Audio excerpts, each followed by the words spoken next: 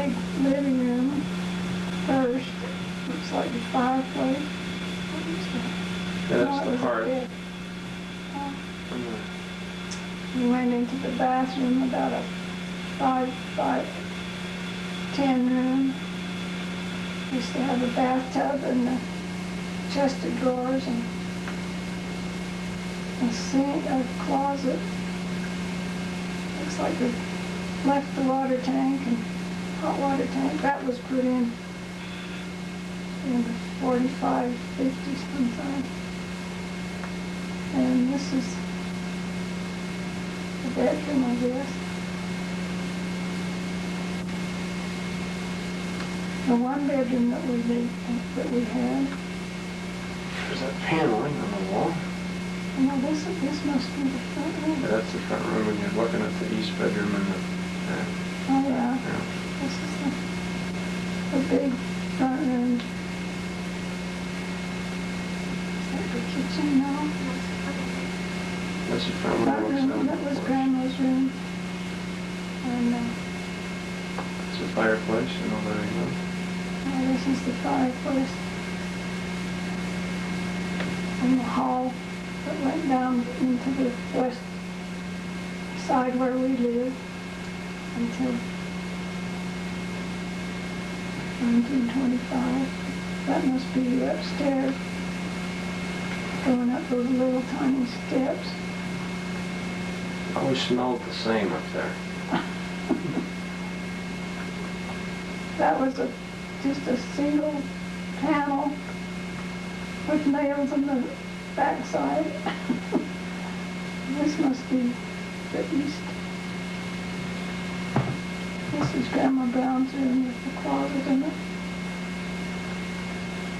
Now this is where Grandma Brown lived. This is her fireplace that she sat in front of. And she had a big bed with a feather tick on it.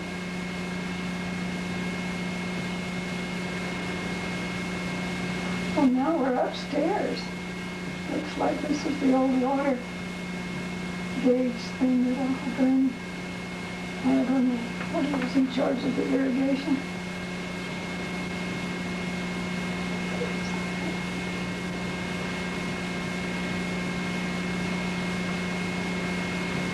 Everyone looks so young. Yeah. Mama built another closet in Grandma's room.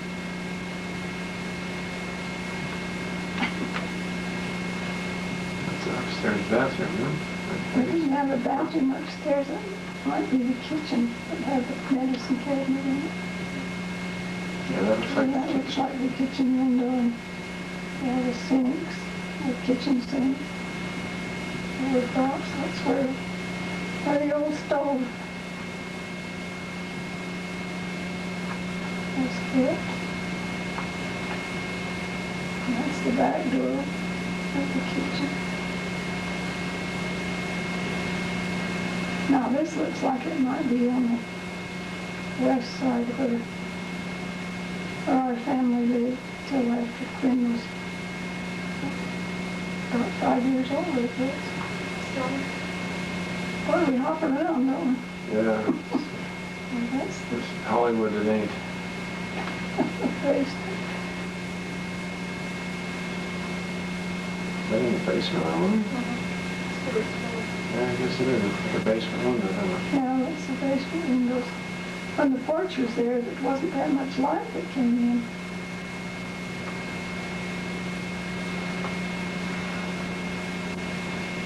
And in the good old days, there was lots bodies of people down there. And now this is going into the upstairs bedrooms.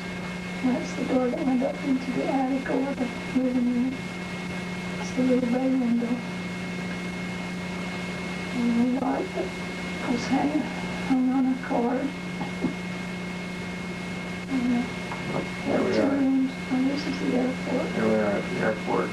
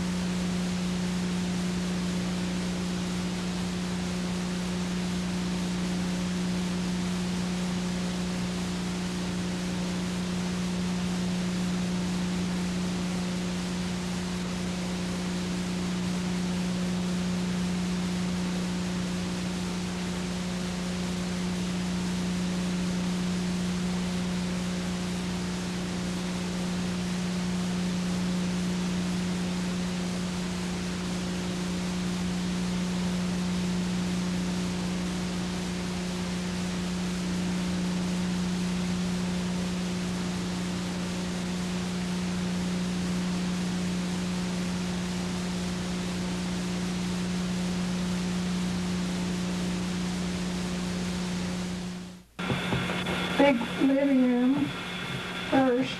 Looks like the fireplace. What is that? Yeah, No, that's it the was a hearth. bed. Oh. And We went into the bathroom, about a 5 by 10 room. Used to have a bathtub and a chest of drawers and a sink, a closet. Looks like we left the water tank and hot water tank. That was put in the 45, 50 sometime. And this is the bedroom, I guess. The one bedroom that we had. there's that paneling on the wall. No, this must be the front room. Yeah, that's the front room, and you're looking at the east bedroom and the, Oh yeah, yeah. this is the big front room. Is that the kitchen now? That's your front Front window looks room, down that the was porch. Grandma's room. And It's a fireplace, you know, there you go. this is the fireplace. And the hall that went down into the west side where we lived until 1925. That must be upstairs, going up those little tiny steps. Always smelled the same up there. That was just a single panel with nails on the backside. This must be the east. This is Grandma Brown's room with the closet in it. Now this is where Grandma Brown lived. This is her fireplace that she sat in front of. And she had a big bed with a feather tick on it.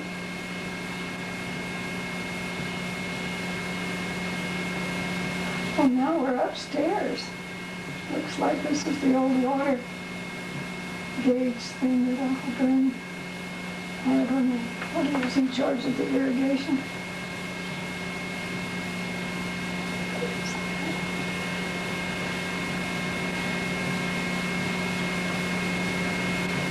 Everyone looks so young.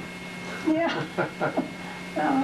Mama built another closet in Grandma's room.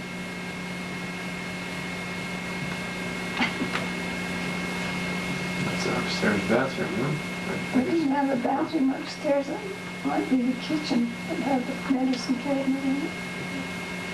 Yeah, that looks like That the looks kitchen. like the kitchen window and all the sinks, the kitchen sink, the wood box. That's where the old stove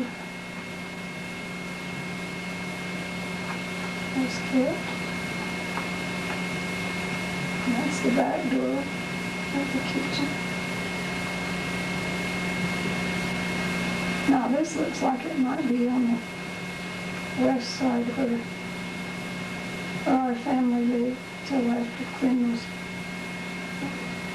about 5 years old, I guess. Boy, we hop around, don't we? Yeah, And that's the it's Hollywood it ain't. basement.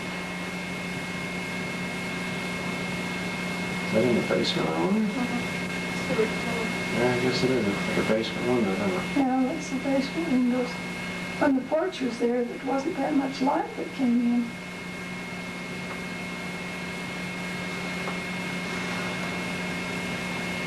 Anyway, in the good old days, there was lots bodies of fever down there. And now this is going into the upstairs bedrooms.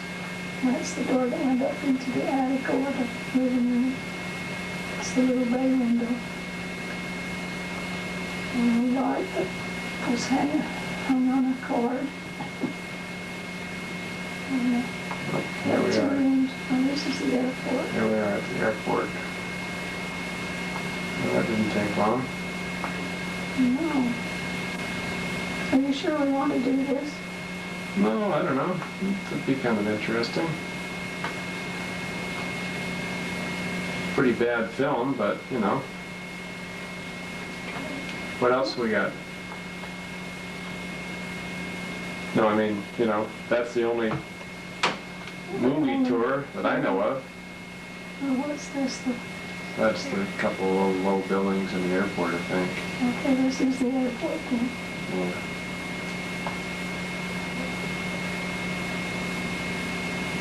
Yeah, it's all gone now. It all went back to sagebrush, didn't it? Yeah. And this is the sign out by the highway.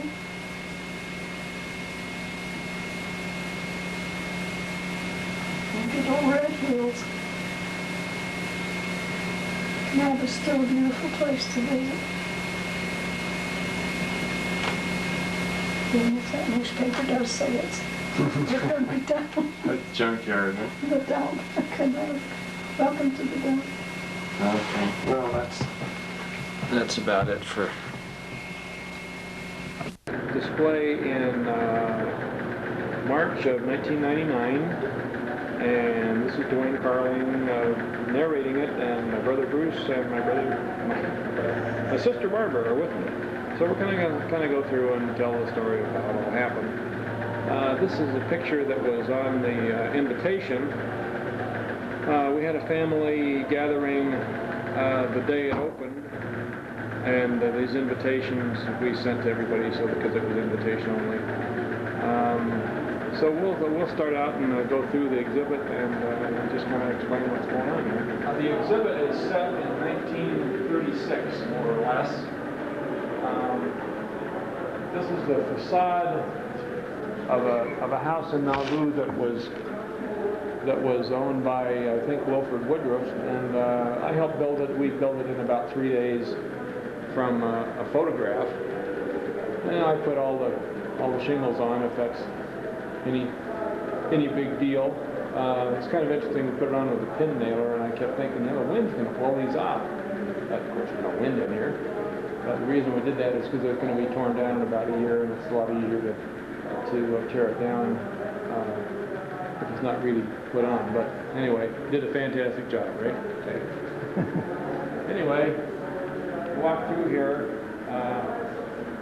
and it tells the basic tenet of the display is how people work together in hard times to get through. Anyway, we'll walk through the doorway here.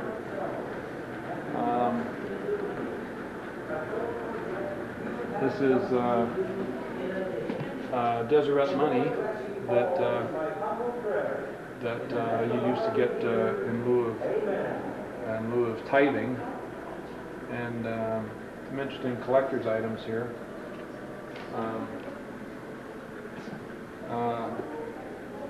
Tithing receipts from the United Order, which of course we know that didn't work out that great, from Orderville or Arterville, and there was apparently quite an industry of making textiles, spin yarn from wool, and of course nobody threw any rags away. You made after you patched your patches, then you split them up, made rag rugs. And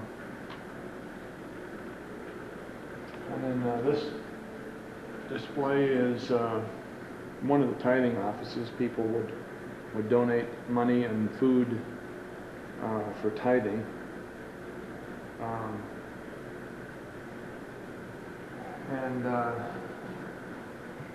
This is tells kind of about the Relief Society and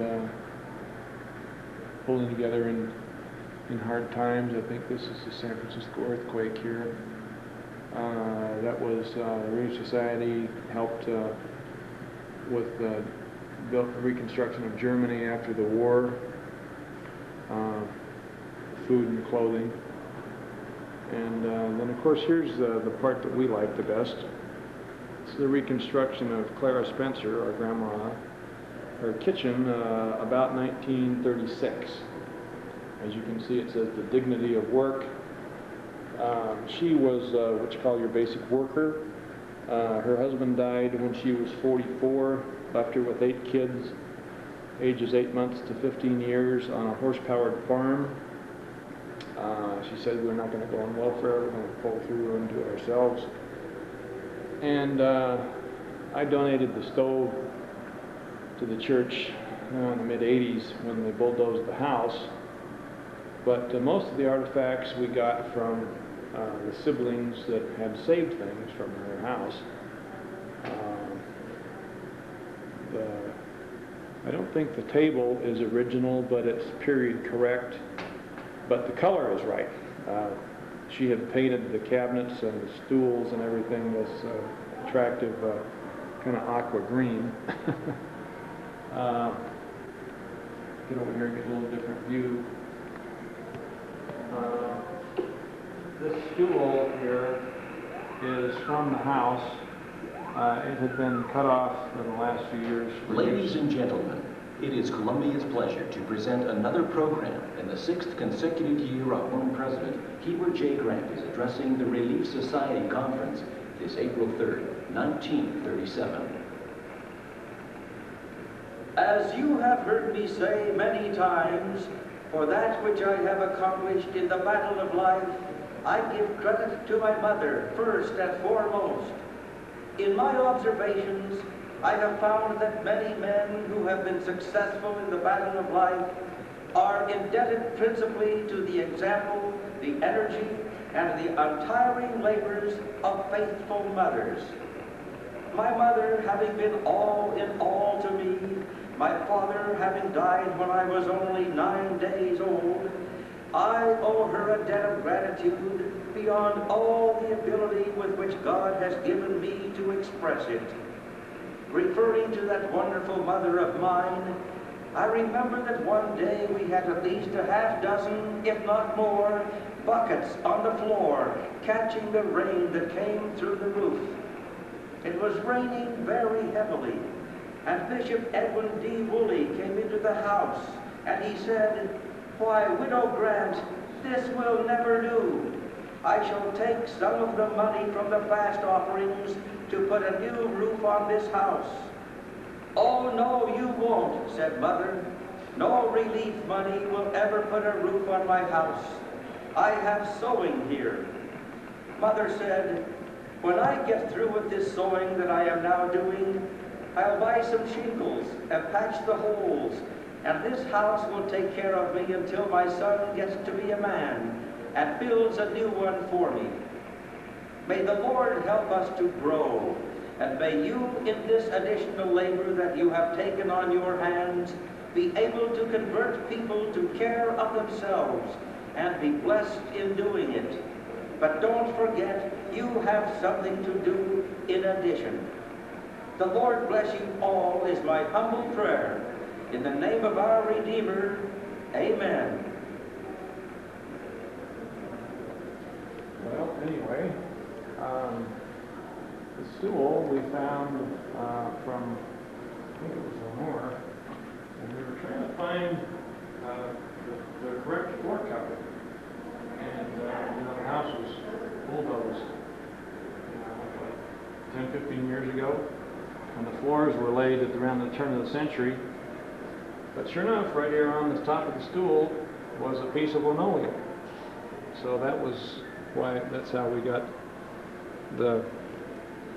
at least the color for the linoleum. I don't know if it's a period correct or exact or not, but it's the right color anyway.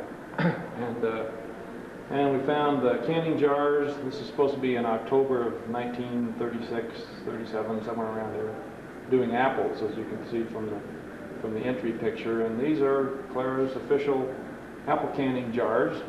And let's see, that is her coal bucket with coal in it. What, Barb? This is her dress bucket too. Excuse me, Bruce, and you walk in front of you. Okay. This is her brass bucket there.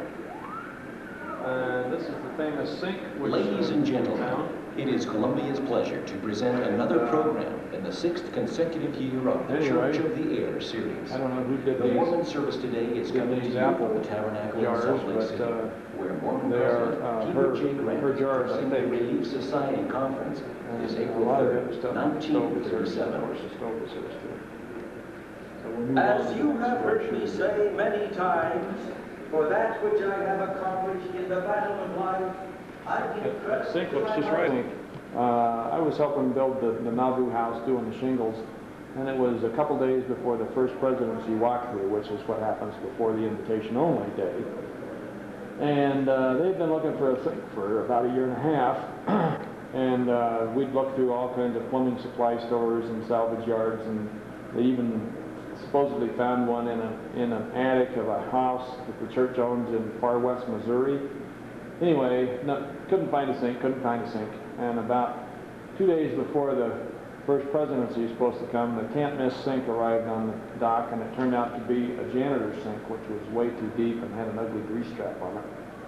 And the curator of the exhibit, or I guess his name is chief designer, anyway, he just said, well, we're going to have to tell the brethren that we can't find one. We're just going to have to admit defeat. Which is kind of sad, because what's a kitchen without a sink? So I called Mom, always a good thing to do, and she said, you go down to the DUP, they'll have a sink. Okay, like nobody's ever thought of that. So I went down there anyway, and they said, no, they don't have anything past the turn of the century. But go to the Utah Historical Society, they'll for sure have a sink. So I went down there, and they said, no, we don't have any sinks. But one of the ladies in the office said, go to this old mansion on 2nd Avenue and E Street. It used to be subdivided into apartments, and they drag stuff out on the lawn to sell it every once in a while, and they got lots of sinks. So I'm supposed to be pounding nails, and this sounds like a wild goose chase, but one more time, go down there, and in retrospect, I should have thought it was like the Blues Brothers were on a mission from God, the Mother Superior, but I thought that later. Anyway, so go down there, and the guy's not home, or didn't answer the door. But they go around the back and look around, and there was a sink that was kind of right, except it had square corners, and I didn't really know what I was looking for. So we're in desperate need here, so I loaded in the truck, and I was about to drive away, but I was overcome by guilt. So I went back and knocked on the door again, and they had a hole for the doorbell, but it wasn't installed yet. But anyway, the guy is in the back, and he sees me knocking on the door. Ladies and gentlemen, It it is Columbia's the pleasure. The guy comes out and he says, well, you're welcome to the sink, go ahead and take it. And I said, well, do you got anything else? He said, well, we'll go look around. And so went back in the back and looked again, and under a pile of windows, which I hadn't noticed before, was this sink. So I didn't really know what I was looking for, so we chucked both of them in the back of my truck, and I drove down to the loading dock of the museum, and I said, told the TV camera, pushed a button, and I had a sink.